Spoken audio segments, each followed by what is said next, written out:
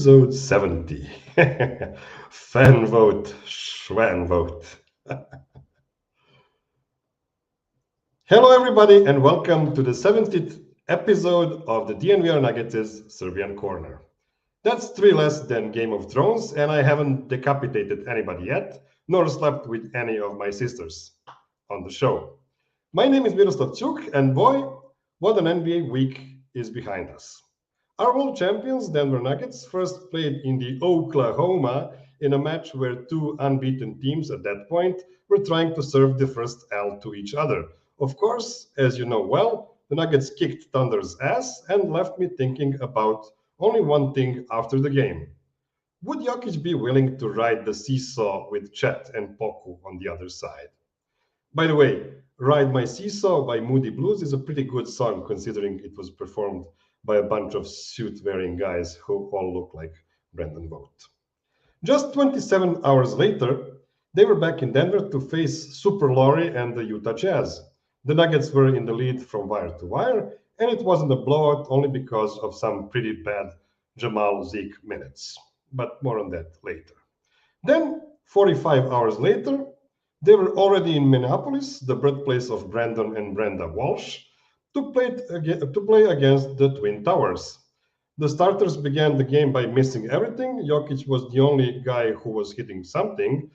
After that, the bench fought as much as they could, but then the starters lost the game by the end of the second quarter. We saw for the first time our Twin Towers of Jokic and Zeke, but it wasn't a great game to evaluate it. They ran out of the gym. Then, another 47 hours later, they came back to Denver to face Kyrie Irving and the other guy who is his second option, according to Kenyon Martin. Now, that was entertaining. The Nuggets scored 70 in the first half.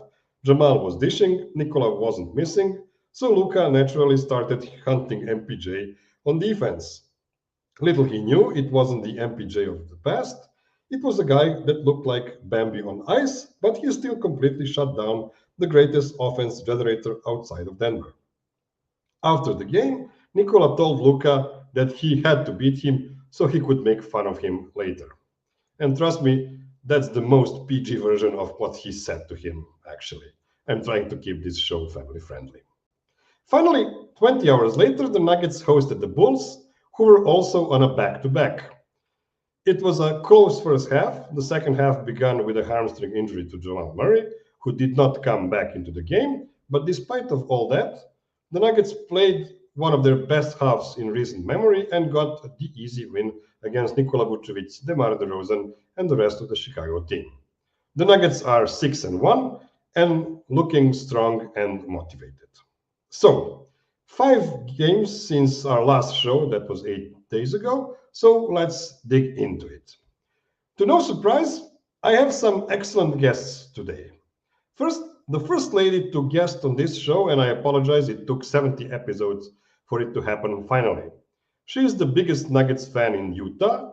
She has every right to be considered the most thoughtful Nuggets fan in the world, as she came up with the idea for Nuggets fans to sponsor a therapy horse so we can all collectively show appreciation for, conservatively speaking, third best basketball player ever. She is Moles Balls 84, but some people also know her as Mollie Hunt. Welcome to the show, Mollie. Hello. I did not realize I was the first woman to ever be on your show, Miroslav. That is both surprising and an honor, I guess.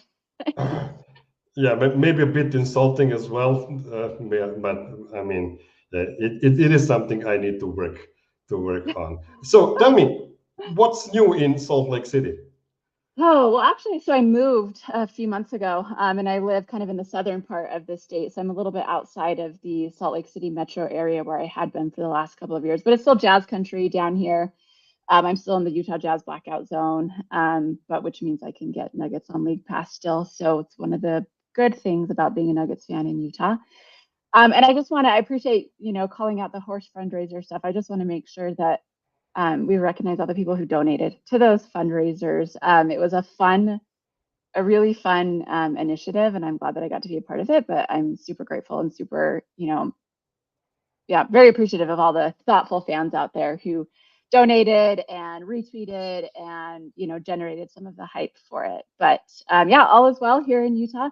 Excited for a new season. I am a 90-minute drive from Las Vegas, so hoping to see what I can do about catching some of that in-season tournament action coming up in a couple of weeks.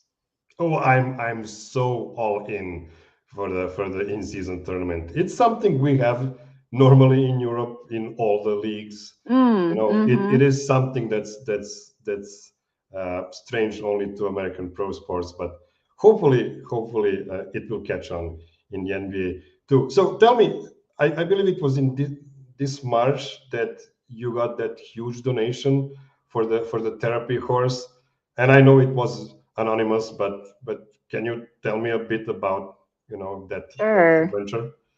Yeah, so the last time, so we've done 3 rounds of the fundraiser for the Colorado Therapeutic Riding Center that is located in Longmont, Colorado. And around, March, April this year, I guess it was March of this year, as we all know, the discourse around the MVP race had gotten quite toxic. And Jokic said some things that led us all to believe, whether we knew it before or not, it was kind of confirmed that he hears things, he sees things, he reads things, even though we don't see him online. He sees things. And another very thoughtful Nuggets fan DM'd me and said, hey, maybe we should run another fundraiser. It feels like we need some goodness out there in the universe because the discourse is toxic, and we want Jokic to know that we still care and he's still, that we're not buying into that negativity and that toxicity. So we started up the fundraiser again, and then I got a DM from another very thoughtful fan who told me that they were sending a donation of $15,000. And if people remember, it's $2,500 to sponsor a horse for 1 year. And we did that twice previously. The goal was just to get another $2,500 so we could sponsor a 3rd horse. But this really generous fan and donor stepped up big time with that donation. And I think, I'd have to do the math in my head, but I think that means total we donated, 22,000, over 22K to the Colorado Therapeutic Riding Center over the course of all of the fundraisers that we've done. But that very generous fan, they have asked to remain anonymous. I know who it is, and I've had the pleasure of being able to meet them in person. We were only Twitter mutuals, for a while, and then I have been able to meet that person. So they are part of the Nuggets Twitter fan universe, and just so grateful for that person's generosity. And I know the Colorado Therapeutic Riding Center is as well. And hopefully Jokic, hopefully he saw it. I had tried to get in touch with his agent after all of that. I'm going to shout out Mike Singer, who previously with the Denver Post, who helped get me in touch. We haven't seen any movement on that yet. I know Jokic is very busy, and I know that especially that time of the season, just a little bit going on for him, and then, wanted to give him his time in the off season. So we'll keep trying. We'll keep seeing what we can do. And as far as getting Jokic out there and seeing the horses, I know the Colorado Therapeutic Riding Center would love for that to happen. So yeah, that's kind of where things stand with that. And it was a wonderful way to kind of go into the postseason, I think, and help us all as Nuggets fans just remember the goodness that we have on our team and as a fan base.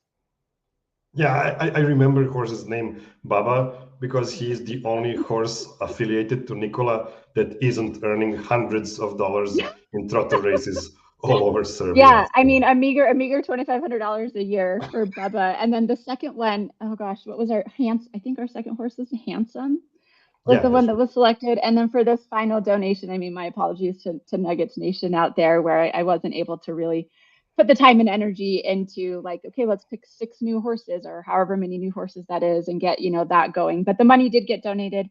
It is being used well by the Colorado Therapeutic Riding Center, is being used to help sponsor horses and make sure they are fed and hooved, I guess, and, able to provide the therapy services that they provide for the community. So yeah, Bubba, Handsome, and then many other horses that are benefiting from the generosity of Nuggets fans.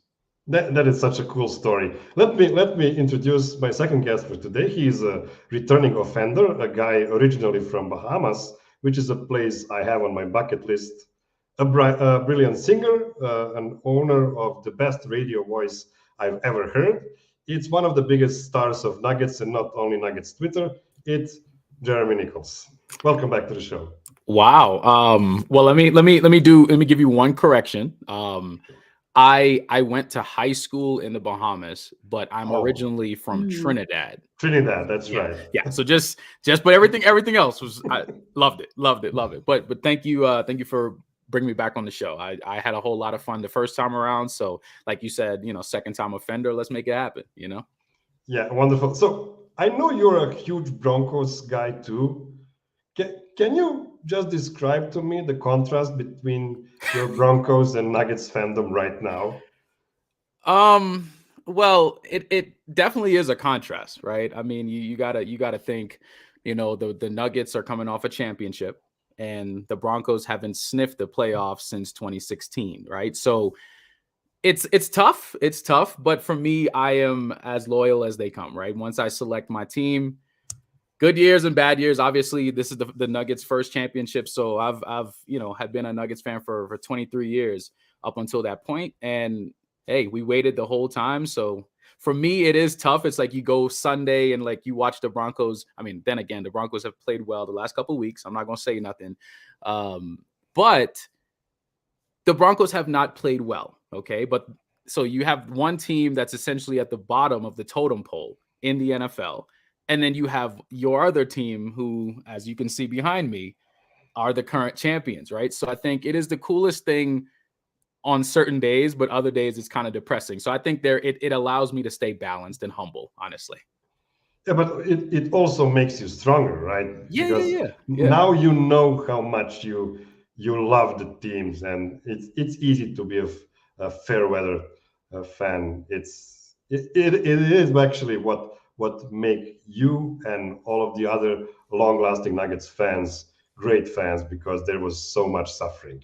Absolutely, yeah. Throughout the history It was painful. I mean, a lot of playoff losses. I mean, you talking like the late 2000 Nuggets teams, even with Carmelo Anthony on it, and they would make the playoffs every year, basically, and it would be a first round knockout. I mean, going back to think about the first round loss to the Clippers, the Jazz, the Lakers, the Spurs, it was just every year was something. So a lot of losses, and then you had the years after that where you didn't make the playoffs for a while, and then 2013 they got to the playoffs with the Warriors, and that started the whole Warriors dynasty. I will die on that hill. I believe the Nuggets started the Warriors dynasty. But anyways, but yeah, it's been a interesting ride in terms of both teams. My love for both teams, but of course, seeing as the fact that the Nuggets are the champions now, like you said it, man, it makes it extra sweet that we were able to go through all the bad years, and now because I'm still surprised that so many people online who are not Nuggets fans really do consider the Nuggets the top of the totem pole. Like, people are just saying, like, you're seeing rankings and lists that are coming out all of a sudden. Jokic is the best player. The Nuggets are number one. It's like, I'd never thought this would happen, but I think it is really cool. Just wait until they have 2 consecutive losses in December. Everything will change immediately. Right. And on that note, let me introduce my last guest for today. He is one of my favorite podcasters, the guy I've been regularly listening to for the past 6 years, I believe. He is my dedicated injury recovery time forecaster, a co-host of the Denver Stiffs show, and one of the main guys on the Denver Stiffs. Again, it's Gordon Gross. Now I know why you brought me on. You just had a premonition that Murray was going to tweak a hamstring. And you were like, I better have Gordon on this show so we can talk about hamstring recovery times. I see how it is. Nobody will believe me. We agreed on this like 10 days ago. But yeah, what's you gonna do? Yeah. Well, while we're on that subject, how much time can we expect from Jamal to miss? Oh, it depends on how bad the hamstring is. The problem with hamstrings, it's one of the longest muscles in the body. So you want to be careful with it, because if you don't let it heal correctly the first time, it could linger half the season. So you don't want that. Anybody who's ever been a runner and pulled a hamstring, you need to stretch, you need to relax, you need to do not make it worse. So hamstrings are tricky in sports. If it's a 3 to 10 day issue with a grade 1 sprain, you're fine. Like that, you can ride that out. You do some massage, you keep it warm, you let him heal up, miss 2-3 games, and then he can come back. If it's more than that, if it's a grade 2, you're talking potentially through Thanksgiving or beyond. Because a hamstring could be 2 to 6 or 8 weeks. So you don't want that. So we're hoping it's a grade 1. and that I'm hoping that to not see him, honestly, in the next game. I don't want him to play. I would rather them give him several days of rest. He looks like he could use it anyway.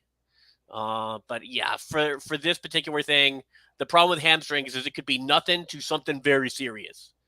So it's not like, spraining you twist an ankle, basically what you're going to be in for. This isn't that. So caution is what I am hoping the Nuggets provide us with here. Yeah, so it does qualify as a core injury, right? Well, it depends. People call it a hip injury, but that depends on which part of the hamstring you strain. Okay. So if you strain it and it's up attaching to the pelvis, then they're like, well, it's a hip injury, but it's not a hip injury. It's a leg injury. But again, we'll see what they wind up doing. I'm hoping that it's a minor issue, that he'll get some rest and be fine in a week. But knock on all the wood surfaces you can find for that.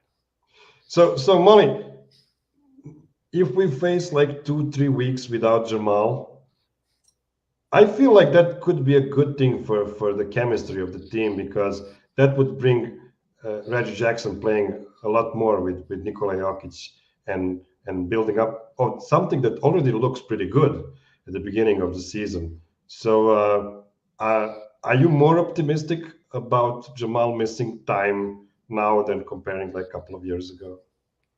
Or 3 years ago, yeah. Before the big Well, injury?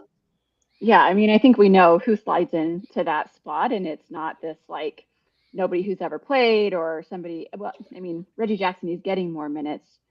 And yeah, I think give him more time, give him that chance to develop more of that chemistry with Jokic, see how he fits in with the starters.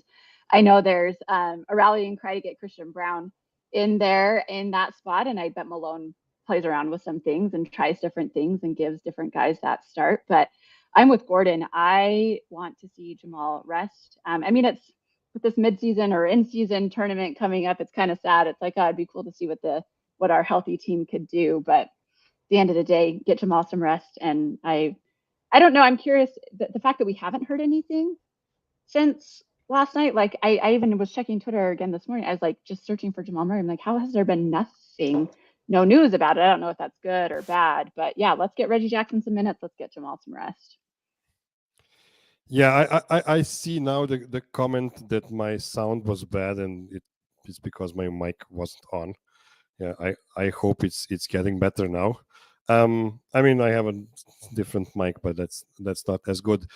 Jeremy, you looked like you wanted to say something about minutes of Reggie Jackson next to the starters. I mean, I was just in agreement, right? I mean, I think we all know what Reggie Jackson was originally brought in for, right? I mean, even if you look back at his like Clippers days and you saw, okay, maybe he wasn't playing as good before he got to the Nuggets. And when he did get to the Nuggets, he had a couple rough games, like initially. But just like you mentioned, so far this season, I haven't seen anything from Reggie that made me, get a cause to pause. Like, I think he's actually been playing pretty solid, and that's all we need from him. We just need solid play. And I think with Jamal potentially out, obviously we don't know the specifics of it just yet, but if he is out for any extended period of time, honestly, it does not bother me as much, solely because of Reggie Jackson. And Reggie Jackson he's a solid guy. I mean, he's had playoff wins, right? Where he was the reason that the teams have won, right? So he has a lot of experience. And I think, I mean, let's be real, Reggie Jackson can play pretty well. It'll be interesting to see Christian Braun. It'll be interesting to see even guys like Justin Holiday, because we got to go back and think certain people that were brought in for specific reasons. This could be very well one of those reasons where you slide in certain players for different reasons. Even Jalen Pickett, maybe he gets a couple minutes here and there, right? So I think it'll be interesting to find out. But like you guys said, all of this is building up to obviously the playoffs are no time soon, but you want to get that experience in early. So by the time the playoffs come around, if anything that we have to deal with injury wise, the Nuggets will be ready. Yep. Gordon, do you expect Reggie as a starter next game? Honestly, it makes more sense. I expect the minute switches. Malone doesn't like to change his rotations up. So it makes sense for the Nuggets to actually not put Reggie in the starting unit, because then you have an actual steady point guard with the bench, because otherwise you're relying on a guy with like 12 NBA minutes to run your bench unit. So that I can see why that would be concerning, and you might just want to stick Christian Braun in the starting unit, have him get Jamal's minutes, and then just run the offense all the way through Jokic. But Malone also has the other hand where he's like, but veterans get preference. So if my one veteran goes down, my other veteran's going to step in. I can see it going either way. I would expect it to fall out that you're going to see more of Christian Braun with the starters, and Reggie running the bench, but getting more minutes than he was getting before Murray went down. And I think he'll probably split the difference that way. Yeah, it's really interesting. Yeah, I agree. I could see actually many different guys in place of Jamal just for the starting unit. Julian Strother makes some sense. Also, Christian Braun as well. There are different combinations we might see. We might see Point Gordon like with the starters. That would be fun. I don't expect that at all, but I would love to see it. Yeah. That's the only way. That's the only reason I thought of Strother not as a point guard but as a shooting guard, and right. Aaron Gordon actually moving the ball. Okay, we'll now take a short break and then we'll talk a bit about the winners of this week for the Nuggets. Don't go anywhere.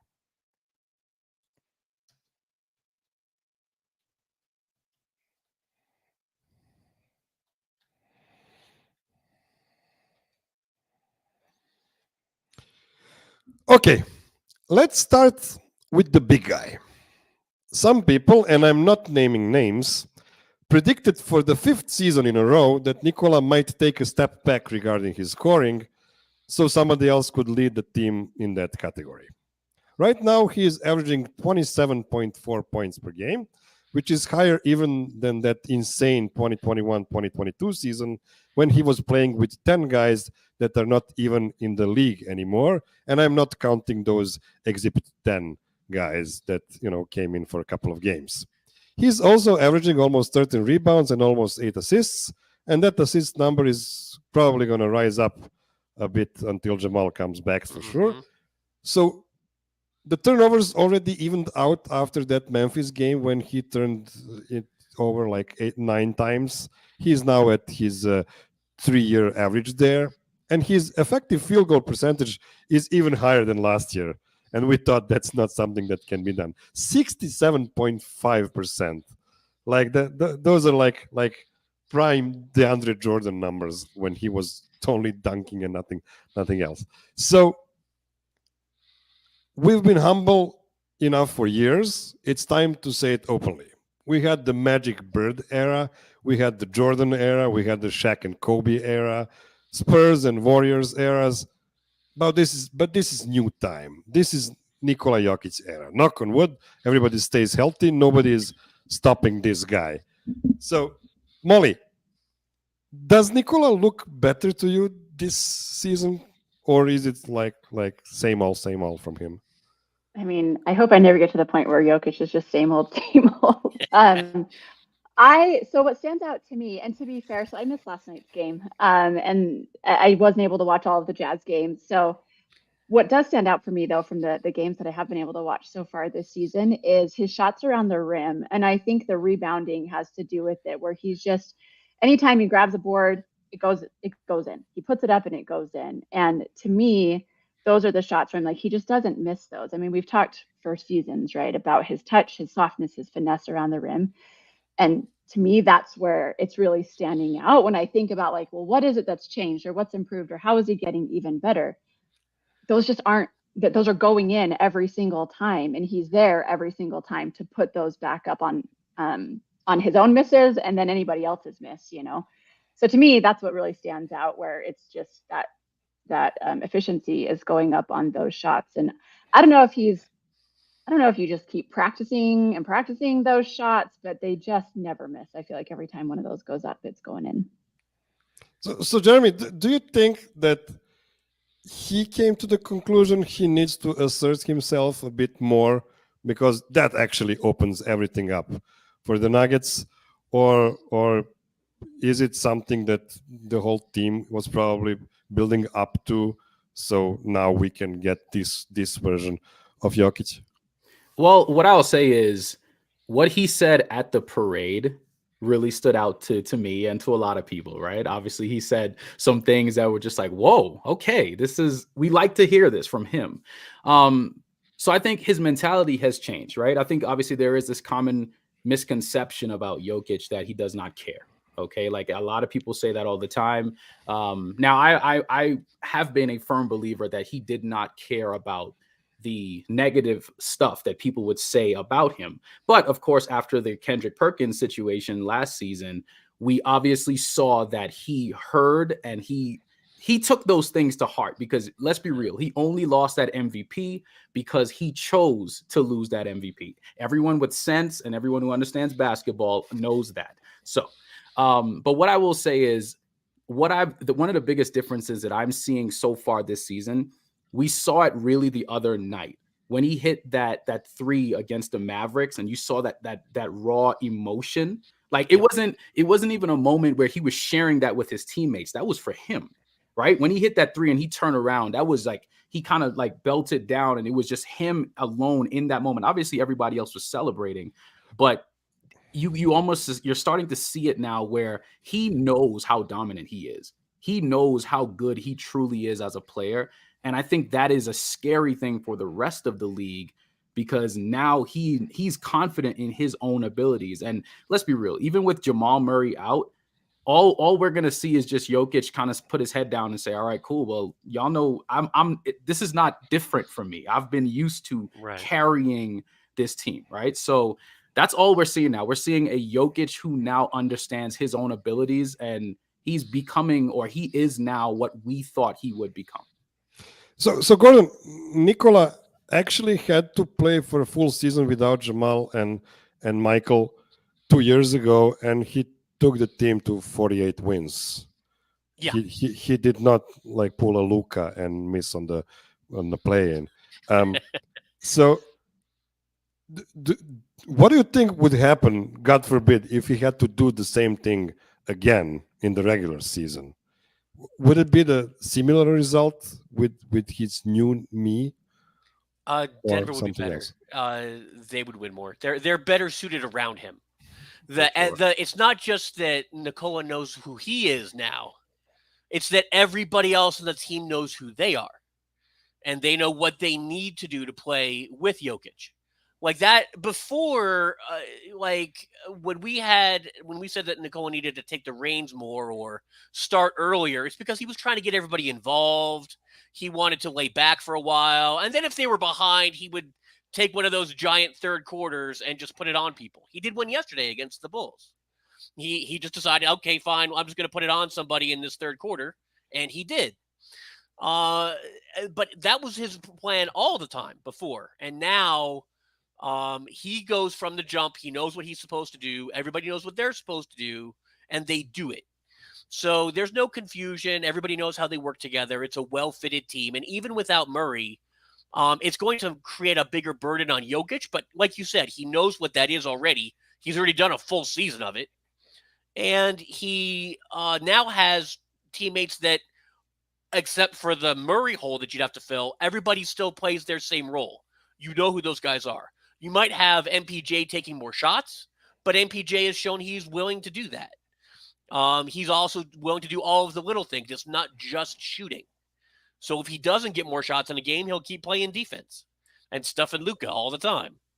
So in that sense, I'm not worried about the Nuggets. They'll be a 50-plus win team with or without Murray. It's not the regular season that they need Murray for. Murray is a playoff legend for a reason. So all you want is Jamal being healthy down the stretch into the playoffs. You know, the Nuggets are going to be the favorites, or at least they should be, because that is an unstoppable combo. But in the regular season, Jokic versus a random Thursday night, Jokic will be fine. Yeah, Jeremy. So Gordon just mentioned MPJ stuffing Luka in that game, and of course MPJ is one of the biggest winners of this past week. Mm-hmm. Because do you expect like Michael Malone to scream at his guys, give him the ball more. He's earned it now. Well, you know what? I don't think he would have to scream at them. I think that, I think the guys understand like what Michael Porter does now, right? Like Gordon just brought it up. The fact that Michael Porter is no longer, and I don't want to say this in a disrespectful way, but he is no longer a cone on defense, right? Because if you look at it, even last night, where there were a couple plays there with Zach LaVine, and Michael Porter was on him specifically, and then he just cut him off on the baseline. He couldn't move with him. Luka did it to him multiple times, like you guys just mentioned. So what we're seeing a different Michael Porter, man. Like we're seeing something. We all know he can shoot. That is his God-given gift. We know he's good at that. But when he is passing the ball, getting in the passing lanes, blocking shots, playing defense, if he is going to continue doing that throughout the rest of this season, the Nuggets will repeat because what they've, I mean, if you think about it, you guys just talked about and joked about Point Gordon, right? Aaron Gordon is last night, 5 assists as well. Like he is really buying in. And Gordon, you made a really good point where you mentioned where the team is starting to really vibe with what Jokic is. What Jokic is just what he is. So everybody else their games are starting to work well with what he does. Now everybody's just moving the ball more. KCP is as well. Now it is interesting to see, but Michael Porter, man, if he can continue playing defense like this, it's like somebody just said in the comments, the league is cooked if he does that, for sure. So Mollie, Michael is our guy. We all love him. He is, homebred in Denver. And did you expect him at any point of his career to be this kind of defender for a long stretch of games? I mean, I hope so, right? Like the poor kid had such a rough couple of years to start his career in the league with all of his injuries and surgeries and all of that. And I think once he was able to feel healthy, be confident, and I think you can just tell, I mean, Jeremy, I think you were talking about the team now knows like who he is and what he can do. And he's not like a liability where maybe he once was perceived that way. And I think the confidence of the team and the encouragement of the team, like I loved, I mean, my favorite things are the post-game locker room, footage where we see the DPOG, awarding. And like they knew it before Malone even handed out the chain. And so I think those first couple of seasons and some of those games where Malone would yank him so quick, off the floor, you wondered, is he ever going to get there? And it's just really a wonderful thing to see that he's there and he gets it and he knows that like that stuff is so important and he's going to get rewarded and recognized. And not that it's just like the recognition part of it, but it's going to be impactful and make a huge difference, especially in a game like that where Dallas is coming in undefeated as well, right? I think we gave them their first loss. Correct. Yep. And Luka being such a force and having, I mean, I think his numbers are better than Jokic's right now. But Mike being the one to really shut him down and give him a problem, I think is so encouraging. And it's a thing that I'm now watching for, right? Like, I don't know that we were always looking for kind of like those mistakes from Porter on defense and hoping that like, well, it wasn't, bad enough to get him pulled or whatever, and now he's really making a really positive impact on that side of the floor, which we love to see.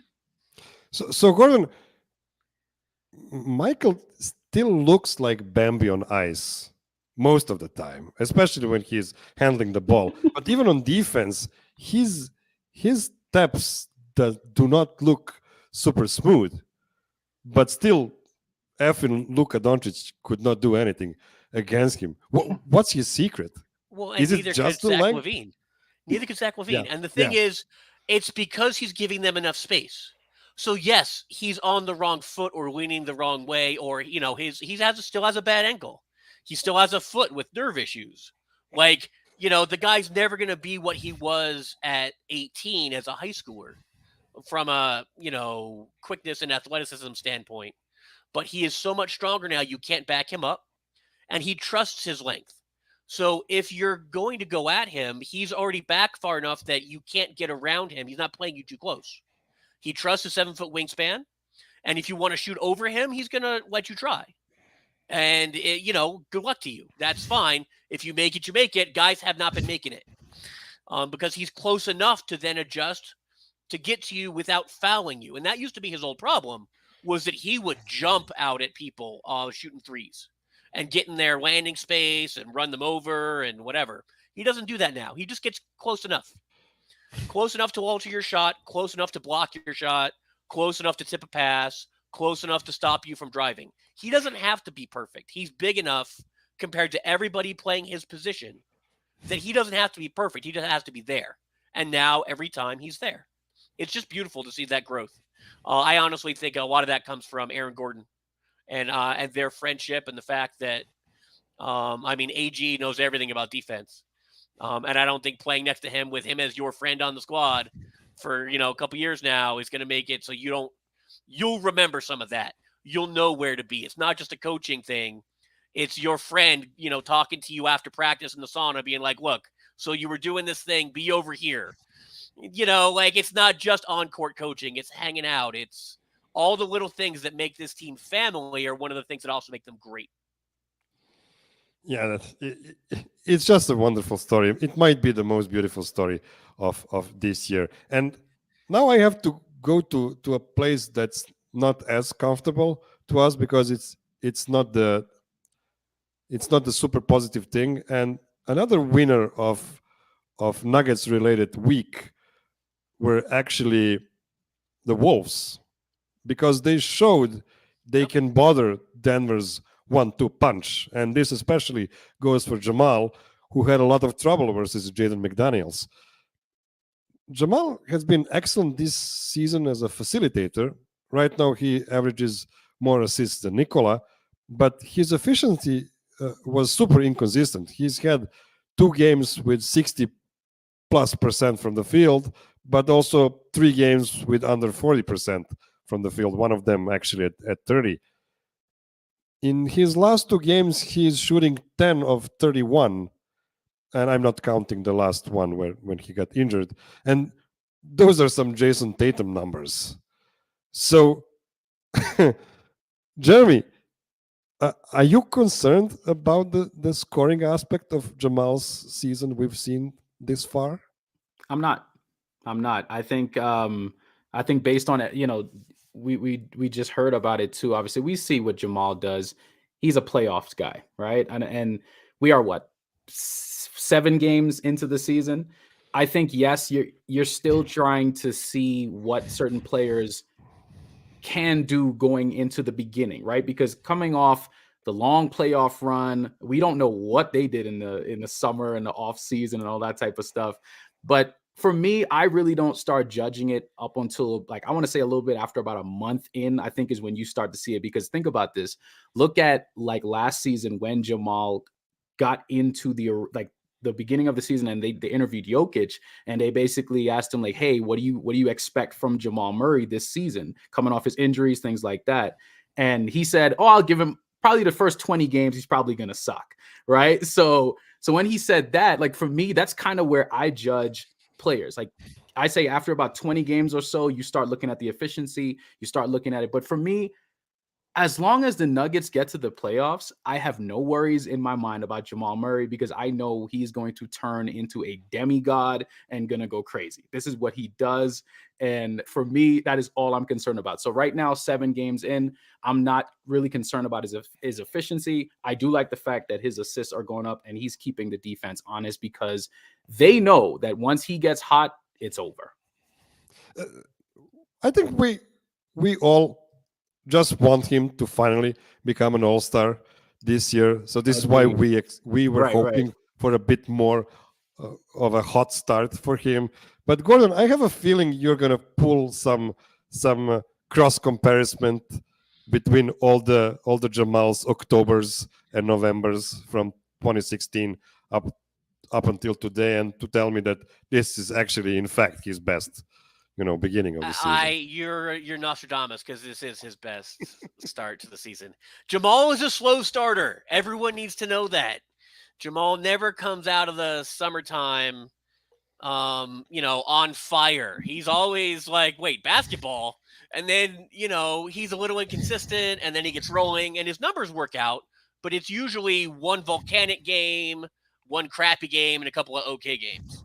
But what's been beautiful about this year is what Jeremy was talking about with the passing, where he brought that from the playoffs. In the playoffs, he was a better passer than he's ever been in his whole life.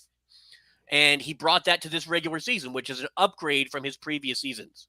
So as far as like game-to-game inconsistency, that's just Jamal in the regular season. He plays through a lot of injuries, a lot of tweaks, a lot of whatever. And it affects his game. But sometimes he needs to get hurt to be great. He you hurt him and he gets mad and then he starts, making every shot on the planet. But the fact that he brought his passing to this year is actually an awesome upgrade for the Nuggets. So no, I've actually been happy with what Jamal's been doing so far. Yeah, Mollie, we've heard a lot of things about the year of Jamal, and it might turn out to be a year of Jamal by the end of it, for sure. But did you expect more, or is this like awesome? No, I didn't know. I feel the same way. I'm like, I feel like this is awesome, and we weren't going to go 82-0. Like we were going to have to lose at some point. I thought that Minnesota game was actually super interesting. And I, some nights you don't have it. And some nights, not that you like phone it in, but it just, if you don't have it and things don't go your way and it's just, there's so many variables. But I do think the point about Jamal becoming an all-star, I think that's where I start to feel a little bit of nervousness around it, because I think as a Nuggets fan, and especially over the last couple of years, it's like we feel like we literally have to be perfect. And like everything, all the stars have to align. Everything has to be perfect for us to be able to get the recognition, to get to, whatever things. And so that's where I'm like, oh man, is that it? Are people gonna be like, well, sorry, Jamal, like you missed your chance. Like you had to have however many perfect games leading up to it. But I don't think that that's true. I think that this still is. I think the league knows. I think that Jamal has proven time and time again who he is, what he can do. And yeah, I'm glad that Gordon confirmed through the stats, which I'm not an expert on, that this actually is his best start to the season. And we know, last year was coming off the injury and all of those things. And so no, I'm not concerned, and I am excited about the year of Jamal. And I think it will be it. This little hamstring thing right now is a little bit, like we'll see how that kind of affects things, and hopefully he's able to get the rest that he needs and then come right back. But I'm stoked for him. I think he's looked great so far. Yeah. On that note, we'll take another short break and then we'll continue with some more winners of the past week. Don't go anywhere.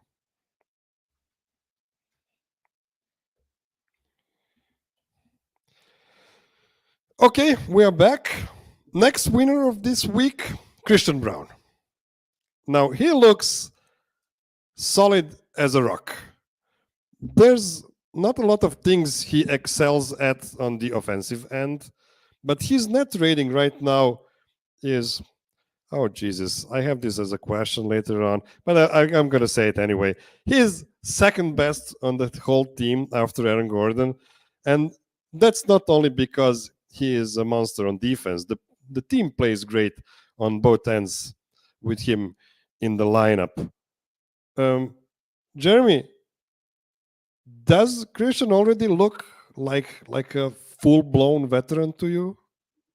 I mean, I wouldn't say necessarily a full-blown veteran. I mean, obviously there's still some parts of his game that he still needs to get better at, like you mentioned, on the offensive side, because they have left him open for threes on numerous occasions. But let's be real.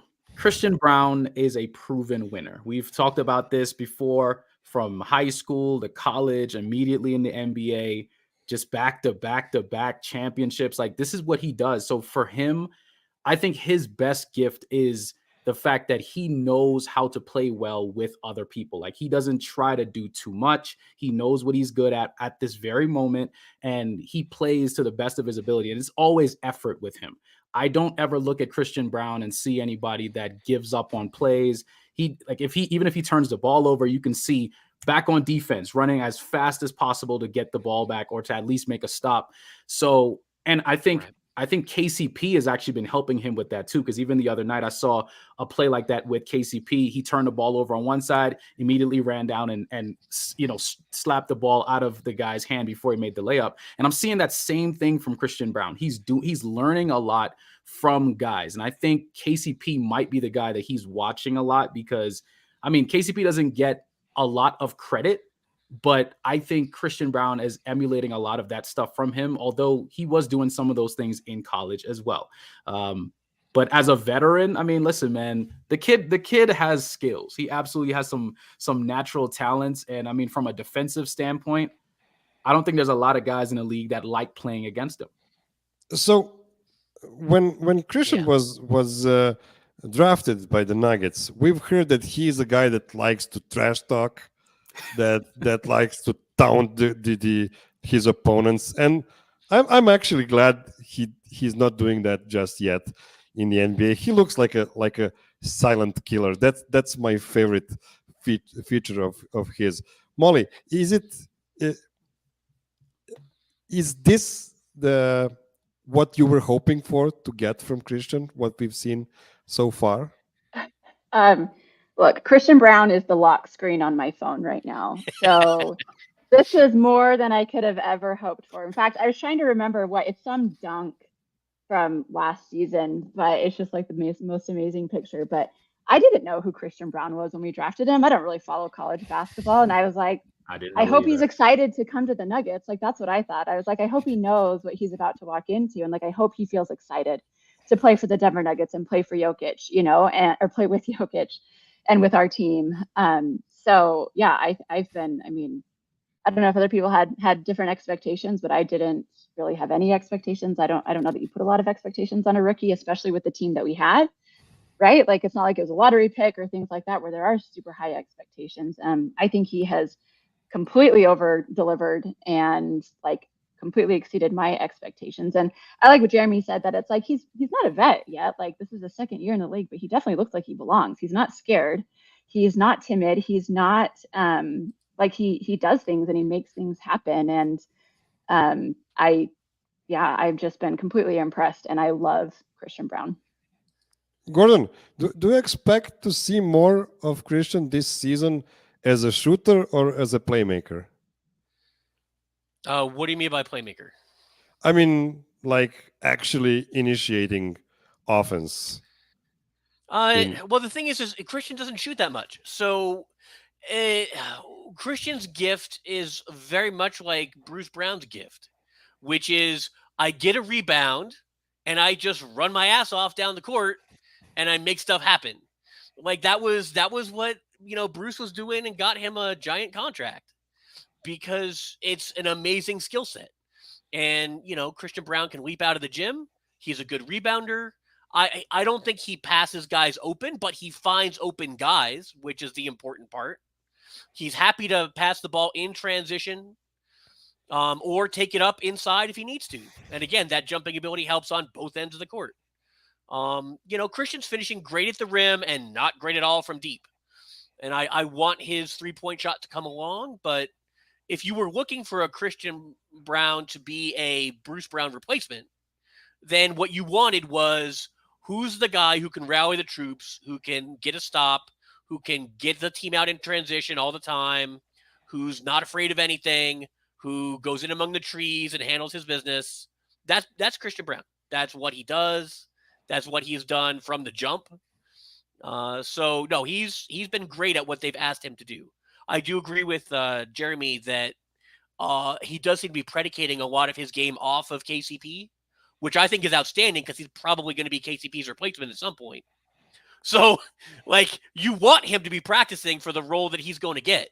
And that would be the starting unit, KCP lockdown defender who makes open shots and can finish in the paint. Like, that's what I would like to see from him. And once he gets that three ball, Christian's going to be a real tough cover. Right now, he's a tough cover, but people can lay off him because they know he's going to go to the rack. But once he can make that three shot consistently, he's going to be real trouble.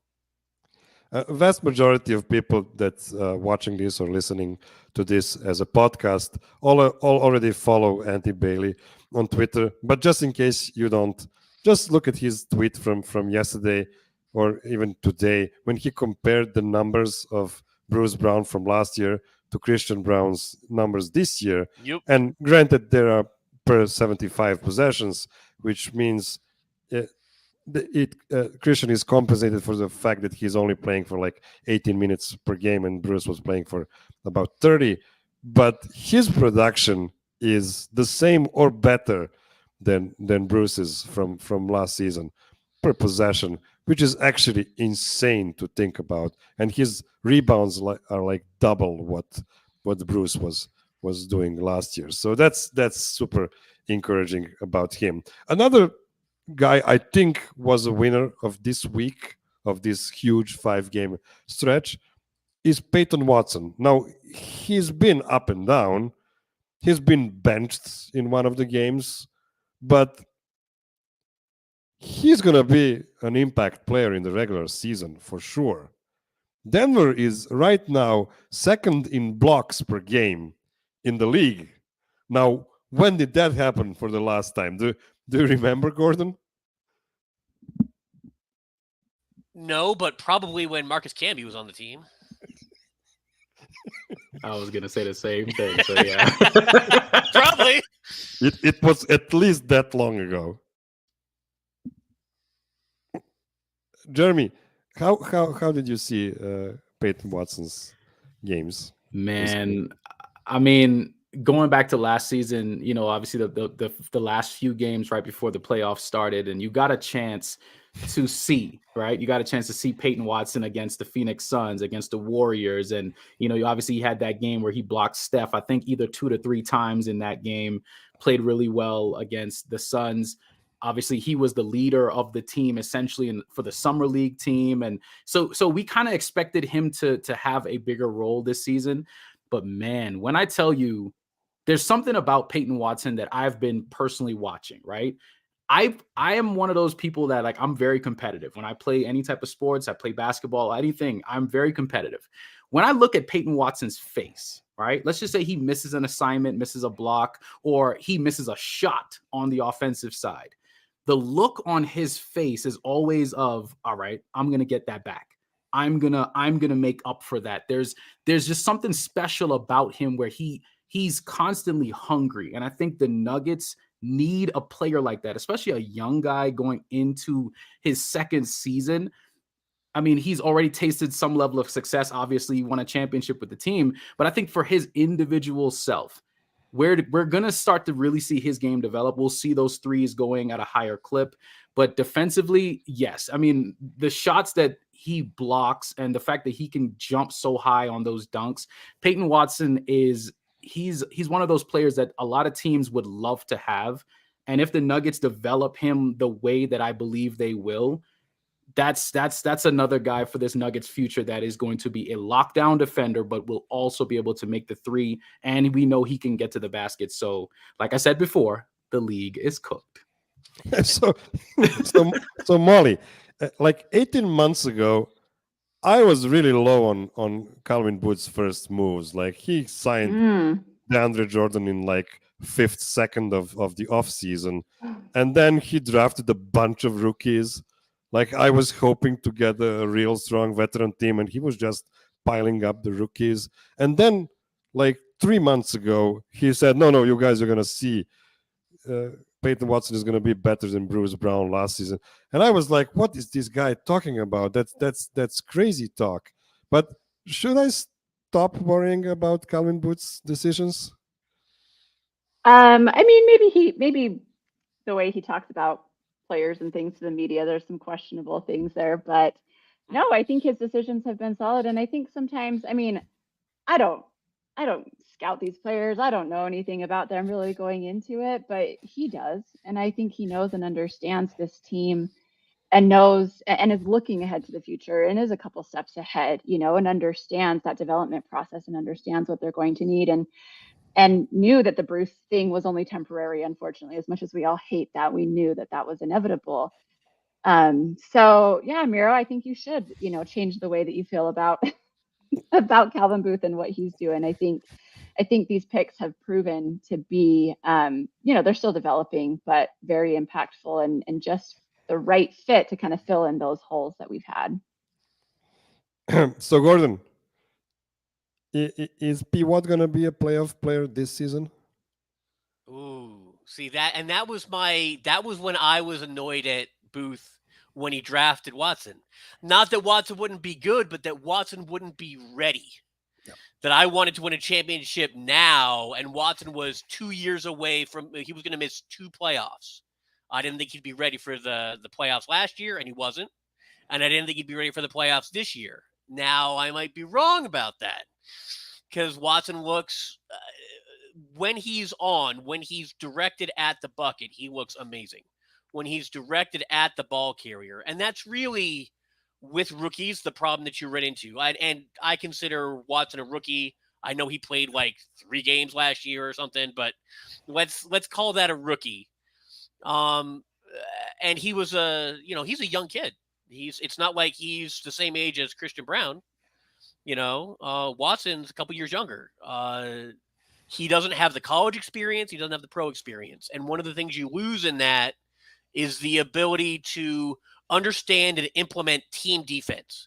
Christian Brown played 4 years for a defensive-minded coach in college, who was out there all the time taking all the little instruction. Then he sat for a whole year and as a defensive guy knew what was going on. Watson has defensive skills, but doesn't have team defense. So when he's around the ball, watching him stuff, who did he stuff 3 times the other game? Who was trying to score on him. But anyway, it was Derrick like 3 Rose. blocks. Yeah, Derrick Rose. Derrick was like, I got this. And Peyton was like, you do not have this. This is not a thing that you have. So I love that. I love that mentality. It's not 2011 anymore. No, but I love that Watson does like Jeremy said, I want it back. I want to be good. He craves being good. And I love that about Peyton. But he's going to have to figure it out with his rotations, the same way that MPJ did. MPJ also didn't play any real college basketball. He also came out after 1 year. He didn't, high school team concepts don't count. That's not a thing. Not when you're playing NBA players. So it's going to take a minute for Watson to get to Christian Brown's level of team defense. But honestly, I really think that he will be a rotation level player and a rotation ready player in these playoffs. And part of that is because he's going to get enough time during the regular season, because the Nuggets are going to do things smart, knock on some wood again, like sit Jamal Murray for a few games and let some guys that they have on the team breathe a little, in the early part of the season, and not keep the playoff rotation of 7.5 guys all year.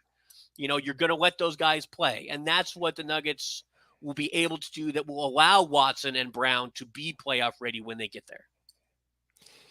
Yeah, okay. It is time for one more short break, and we're gonna run a bit longer today. So sorry, folks, if you're in a hurry to do something else today.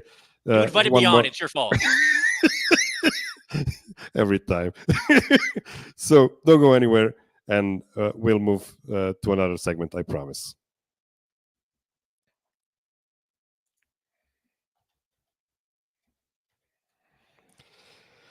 Okay, no more winners for today. It is time for some losers. And from the NBA, of course, no losers on the Nuggets this season. So let's start with the obvious one, the Memphis Grizzlies. They're 0-6 right now, a playoff team that's good in the West. The old story was about them being better without Ja than with him. And that really was true 2 seasons ago, but back then they had the Anthony Melton and slow-mo Kyle Anderson, and also excellent point guard in Tyus Jones. They didn't want to pay those guys. They wanted to bet on Ja, Bane, and Triple J, and wanted to rely on their young guys like David Roddy, shout out Colorado guy, Kenneth Lofton Jr., Zaire Williams. And they have some good guys like Xavier Tillman, or their big acquisition for this season, Marcus Smart.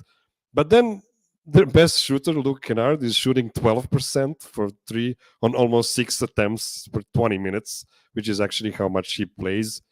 But I don't want to go deep dive into the Grizzlies. Go watch Adam and Tim Legler for it. I wanted to make a different point here. So what is the real ceiling of your team if your superstar is Ja Morant? Right now, he is suspended for 25 games for being a dumbass. And I agree that the NBA players got sentenced for far shorter suspensions for doing far more dangerous things. But this kind of feels to me like the league trying to give the last chance to one of its young superstars to become a more mature person. The things we've seen from Ja, both on and off court, so far do not give me a lot of confidence in him as a leader of a contender. He is a bad defender, and his play style is so devastating to his own body. I'm honestly happy he is currently suspended instead of being injured. But enough about him. How much credit should we give to Tim Connolly and Calvin Booth for creating this homegrown super team? And how much is it just have an effing all-time great in Nikola Jokic, so the biggest obstacle is already conquered? So, Mollie, is it? That was quite the question and lead up to it. I don't even know what the question is. Sorry. I'm going to talk about the Grizzlies for 5 minutes. Forget the Grizzlies. Well, we're not going to talk about the Grizzlies. Like we don't want to talk. I just wanted to be salty against the Grizzlies. Yeah. No, but then I think that's fine. I love this. We move back to the Nuggets. Like you really need a proper superstar to thrive. It's not just have geniuses in your front office, right? Yeah, I mean, everything, the way that I look at the NBA, obviously, is always like in relation to the Nuggets. I don't know that much about the Grizzlies, the rest of their team, all of those things. But I think when your superstar is a strong leader and is humble and does things the right way in terms of the culture and the way that he sets the example for the team, that matters and that's important. Could you have a superstar and then someone else who's the leader on the team? Probably, but I don't think you're going to get that far. And I think we're super spoiled in seeing both of that in Nikola Jokic. And one of my favorite things is just hearing players in the league, folks that have come through the Denver locker room, like Bruce Brown or Austin Rivers or whoever who was, here for one, hearing them. Sorry, I don't know if my computer just glitched there. Hearing them talk about Jokic and talk about his personality and the way that he is. And sorry, I kind of lost my train of thought there. But I think when I look at Memphis and when I look at Ja Morant, I mean, that is kind of the number one thing that sticks out to me, right? Like he doesn't have the leadership, and maybe he comes back different after the suspension. Like maybe he really does do the thing that everyone says that they do when they issue that apology statement on Instagram, where they're like, I'm going to sit and think and figure this out and come back a better person and learn and listen and all those things, and really evaluate my decisions that have led me to this point. And I hope that he does, because I think Ja is super talented. I think he's super fun to watch. I think he's a great player. I think he had the opportunity, and I don't think it's gone, to be kind of part of this young face of the league and kind of these up and coming players. So I hope he comes back with that. So it kind of remains to be seen, but I think we are, back to your question, like, is our front office, I mean, I don't know that anybody knew who Jokic was going to be. I think they saw his skills. I think they saw his work ethic. They knew a little bit about his history in Serbia and those things, but I don't think anybody could have predicted and listed out all of the things that we now know to be true about, well, okay, except for you, Miroslav. No, we didn't know. We didn't know. We had no idea. About 2023 Nikola Jokic, right? 2-time MVP, finals MVP winner. Like, we didn't know. And so I don't know if that's just the basketball gods literally smiling on us after so many years. It's a combination of things, right? It was Tim Connolly. It was the way that they developed him. I think Michael Malone is a huge part of it. I think that it's the right people at the right time to create that magic that we've been lucky enough to be a part of. So, Jeremy, do you expect Ja to turn the season over for Memphis and save them? Ooh, I don't know if he's going to save them necessarily. I mean, obviously he's going to make them better because of his just pure talent. I mean, I think that's the one thing that we can't necessarily take away from him. Obviously, he has made some terrible decisions off the court, but he's a really good player, right? I know he will make them better. I mean, there's still going to be a chance to make the play-in, because obviously right now, what we see on the floor, maybe they're still working through chemistry issues. Like you said, I think their biggest loss was Tyus Jones, because I truly believe had he still been there, I think they would have at least won a couple games, because there's only a few backup point guards in the league that you can truly see step out and lead the starting unit. Monte Morris had his moments like that as well. Like there's only a few guys who can really do it. But I think with them losing him as well as Ja, obviously for two different reasons, I think Ja is obviously going to make a big difference when he come back. But Marcus Smart, to me, like I thought when they got Marcus Smart, you kind of looked at it like, oh, look, this is a guy who's, he's obviously a really good player, former defensive player of the year. He's going to bring this tenacity, this toughness. And Memphis has always been that type of team, going back to the Grindhouse days with the Zach Randolphs. And like, they've always had that type of identity. And Marcus Smart fits in that mold. I think they will turn it around even prior to Ja coming around. I can't imagine they're just going to go 0-82, right? But I think Ja will help them when he comes back just off of his talent and his skills alone. And yes, that comment is perfectly correct, saying Steven Adams. Steven Adams was a huge loss, huge loss. Yes, you have Jaren Jackson Jr. Yes, you have Xavier Tillman, but those guys cannot do what Steven Adams does. He is the best screener probably in the league. And he's going to get you those offensive rebounds. He brings toughness, and that man is strong as an ox. We can all see it, right? So I think the combination of losing Ja, losing Tyus Jones in the offseason, and Steven Adams being out is going to be a tough road for the Memphis Grizzlies until at least one of those guys comes back. Obviously, Tyus is gone. So it'll be interesting, man. But I don't think Ja is going to save them. I think he'll just make them a little bit better. So Gordon, it's so awesome to have a guy like Triple J, who is one of the most switchable bigs out there. But also, he's not really a big. He doesn't rebound because of it. I mean, he would have been a better rebounder if he wasn't hunting on perimeter so much. Yeah. And now, when you don't have Steven Adams, there's nobody to pick up the boards. Right. Yeah. The problem that the Grizzlies have is they were built to do one specific thing. And then without Ja Morant there, they can't do that thing. So you don't have an offensive engine. Like Ja's not the most efficient player, but he is a very good player, probably the fastest player in the league, one of the most athletic players in the league. So he led you on a, down the court transition offense, breaking down everybody's defense just because his first step is ridiculous, finishing at the rim. And that's not how Marcus Smart plays. That's not how they don't have the team that they thought they were going to have. So, it would, if you asked the Nuggets to maintain their identity without Jokic and Murray, you'd be like, that is their identity. Well, Steven Adams and Ja Morant was, 80% of their identity, with, Jaren Jackson being the other part. And now you're asking them to do something else in the middle of the season with no training, no real ability to get that done.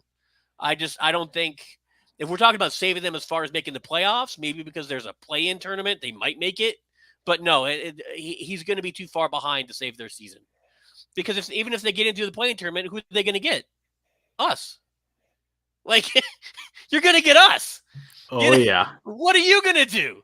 So, yeah, he's not saving their season in any meaningful way, unfortunately. It's just going to be a lost season for them. And we've had those in Denver, where, we lost Murray and we missed out on what could have been another ring because of that. So I feel bad for Memphis. I certainly hope that Ja gets it together personally and professionally, and doesn't just rely on his talent. But otherwise, these are the things that happen in the league, man. Like, that's how it goes. It just, sometimes you get struck by the bad luck of the basketball gods, and it happens. Yeah, it breaks my heart that we don't have enough time to talk a bit about the Phoenix Suns, the Milwaukee Bucks, the Luka-led Mavericks. There are so many good losers to pick from. We're gonna have to save it for another time. I wanted to squeeze in one short segment here because I'm afraid Adam is gonna steal it from me now that I've announced it on the socials. So we're going to try to predict the Nuggets record on the Jokmas Eve. So on after the Nets game that's on December 14th on the Jokmas Eve, the Nuggets are going to have 17 more games up to that date. And my conservative prediction here is they're going to go 11-6. I think they can go better than that, but 11-6 is pretty fine. Why am I saying this? If you add this to the 6-1 record they already have, that's 17-7, and that's a 58 win pace before Jokmas. So this is my question. Do you have a different prediction in regards of number of wins in those 17 games? And do you think Nikola has, again, another gear for playing AJ after Jokmas? Because if this is his BJ, 29 teams should start rebuilding right away. What do you guys think? Do you think I'm too modest or too cocky with this 11-6 prediction?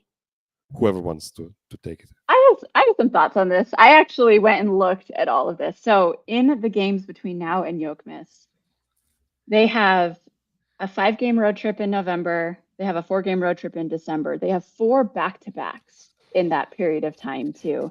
They have 3 more in-season tournament games and 2 more games that aren't in the schedule right now because of that in-season tournament. So they're either going to play 2 games in Vegas or they're going to play 2 other regular season games that aren't even built into that. So they actually have 19 games that they're playing before Jokmas.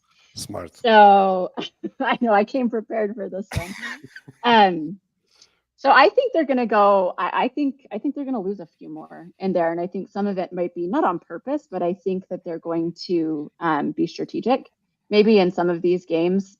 So I think they're going to go in the 16 games, or the 17 games, and this is not including those other 2 that we don't know about yet that will count for their regular season record.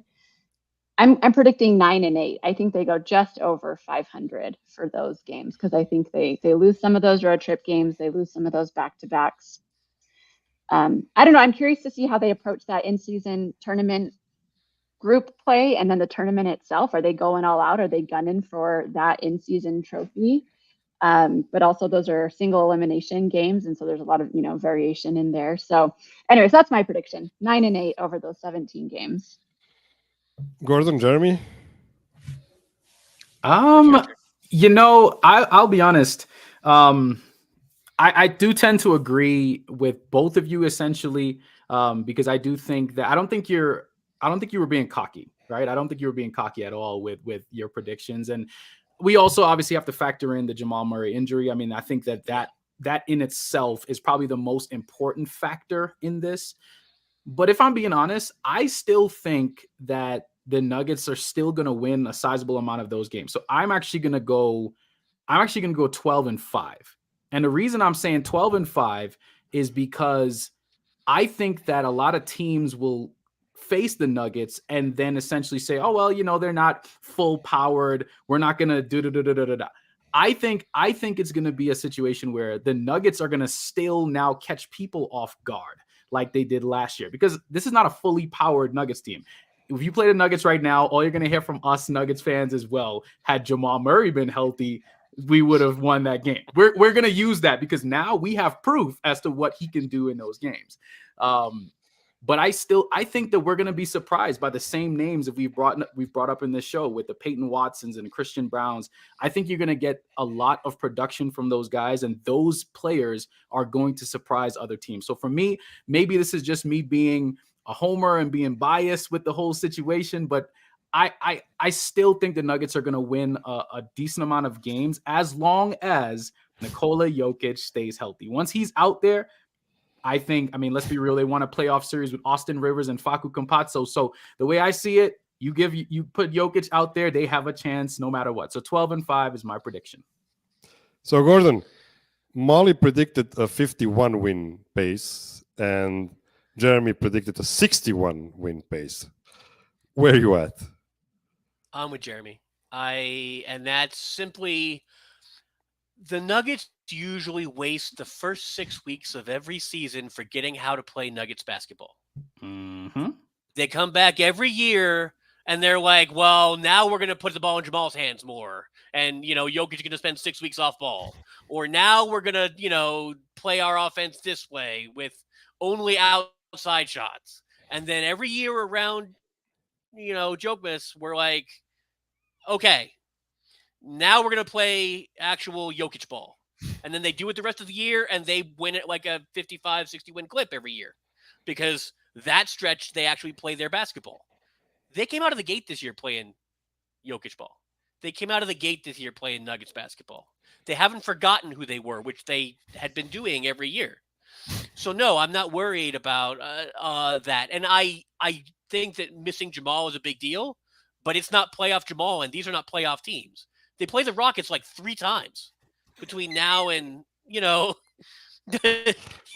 December 15th. Poor Rockets, man. Like, I mean, that's a little different than having to face the Heat and whoever. Like, yes, there are going to be some playoff teams on their schedule, and yes, as Mollie pointed out, the schedule itself is brutal. You're going to have some schedule losses to teams that you didn't think you should lose to because you're tired. It's another 4 and 5 nights kind of a thing, and you just don't have your A game or your B game, and maybe not a C game.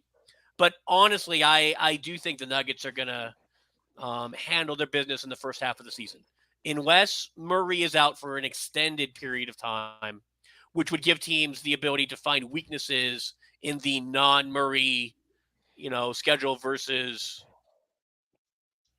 whoever his backup is going to be for 6 weeks.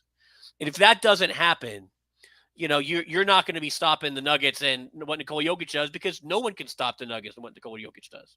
It's not a possible thing. You have to do what you do better than the Nuggets do what they do. And that's the mistake that every team tries to make, is that they try to mess us up, and that doesn't work. You can't do that. You have to be better. You can't make us worse. And so the more times they try to make us worse, the more it's going to go the Nuggets' way. So yeah, I'm with Jeremy. I'm thinking around 12-5. I'm thinking a 60-ish win percentage through 12-15. So then, Miroslav, can I defend my position real quick? Of course. So Hit it! my hot take is the Nuggets will win 60 games this season. I just think these next however many weeks are just kind of brutal. Love it. So, I'm cool with that. It's gonna be that. To be clear, I don't think the Nuggets are only going to win 51 games. Come on. You don't want to be remembered as a Nuggets hater. I get it. He's like, that is not my prediction. Yeah, that's right. Love it. Don't be a Gordon. So this is a funny thing, guys. So if we are right, and I think we all feel like the Nuggets are on the brink of actually winning 60 games this season, and that's so beautiful. I just don't want George Karl to be annoying on Twitter anymore, mentioning his most successful regular season ever in the Nuggets history. Like, great job, George. Now it's the golden era. Okay, before we go, and I'm promising that we are going, Gordon, do you want to tell us a bit about your show back with Zach Mikash on the Denver Stiffs show? Oh, no, Zach and I are just doing the Denver Stiff show again. So yeah, every Monday you can tune in and find us on the Denver Stiff show, because Zach Mikash is running Denver Stiffs again, and he asked me to come back and support him in this endeavor so he doesn't completely lose his mind. And I said, okay. So yeah, I'm doing the podcast with him every week. And you can always find us doing the Denver Stiff show and talking about the week, because that did happen. Also, some great writing on the denverstiffs.com. Don't miss Gordon's. Well, not yet. I'm just doing recaps right now, man. If I can get some other people to do some recaps, I'll have time to write some articles. But until then, all you get is recaps from me. It's still writing. Don't be too modest. Jeremy, where can the audience find you? Well, honestly, right now I'm just on Twitter, right? Like I've kind of taken a break essentially, because last season I had my Nuggets podcast and everything, and my sports betting podcast. But for me, I'm actually taking just personal time right now just to focus on stuff in my life and get my own life in order right now. But of course, Yeah, I mean, it's a part of it, right? Like doing what I can for myself, my daughter. I mean, I've been trying to help a lot of people with, even like my weight loss journey and the things that I've been doing for myself. So that's kind of all I've been focused on. But obviously, I'm watching every single second of every Nuggets game. It doesn't matter where I am. I have my phone with me. Like I try to keep track of everything just so I can at least comment on it. But that's kind of what it is. If you guys want to find me, at Jeremy Nichols on Twitter, and I'm always down to talk sports and anytime, man. It's always fun for me. Oh, they've already found you on Twitter. I'm pretty sure. So Mollie, you took a bit of a break during the off season from the social media and everything. Can we expect more of your stuff during this on season? Yeah, I mean, I don't have a podcast like anybody, like the rest of you, but yeah, I try to, make people laugh. I try to throw some things out into the Twitterverse that catch people's attention. So, yeah, I'm still there. Same thing. I watch most games. There was a couple that I wasn't able to get to this week, but yeah, find me on Twitter, Mollsballs84, and maybe a podcast appearance here or there throughout the season. Yes, wonderful. So, dear listener, thank you for staying with us for the full 81 minutes of this show. This is a new record, at least the record among shows that didn't feature Gordon before, I guess. So, thank you so much for being with us. And as always, idemo Nuggetsi.